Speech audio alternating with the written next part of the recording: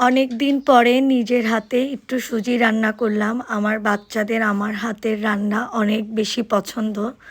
তো আমার হাসব্যান্ড বলতেছিল, "তুমি যেভাবে সুজি রান্না করো, এই সুজি রান্নাটা অনেক মজা হয়।"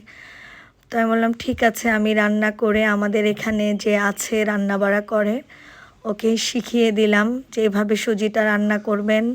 আপনার স্যার এবং আমার বাচ্চারা অনেক বেশি পছন্দ করে।"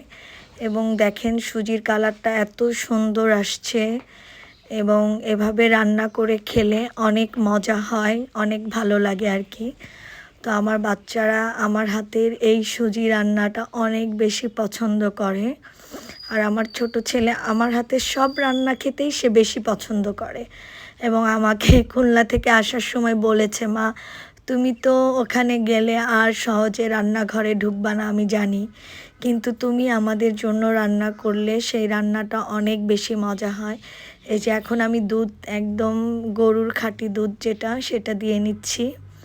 দিয়ে বেশিক্ষণ আর চুলায় রাখবো না। সুজি রান্না প্রায় হয়েই গিয়েছে। সুজি রান্নাটা খুব কঠিন কোনো বিষয় না, খুব সহজেই রান্না করা যায় এবং রান্নাটা খেতে অনেক মজা হয়েছে। আমি সবসময় আমার বাচ্চাদেরকে সুজিটা এভাবেই রান্না করে দিই এবং এভাবে খেতেই ওরা পছন্দ করে আর কি। এবং সব বাচ্চাদেরই তার মার হাতের রান্না মনে হয় সবচেয়ে সেরা রান্না, এই আর কি। আর আমি ওদের জন্য কিছু করতে পারলে আমারও ভালো লাগে।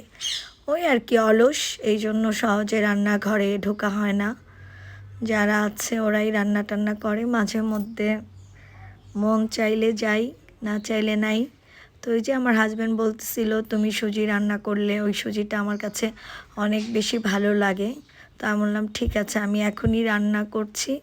এবং রান্নাঘরে অজিত যে রান্না টান্না করে ওকেও দেখিয়ে দিলাম। আর একজন ছুটিতে গিয়েছে। এই যে সুজি রান্নাটা হয়ে গেল এবং খেতেও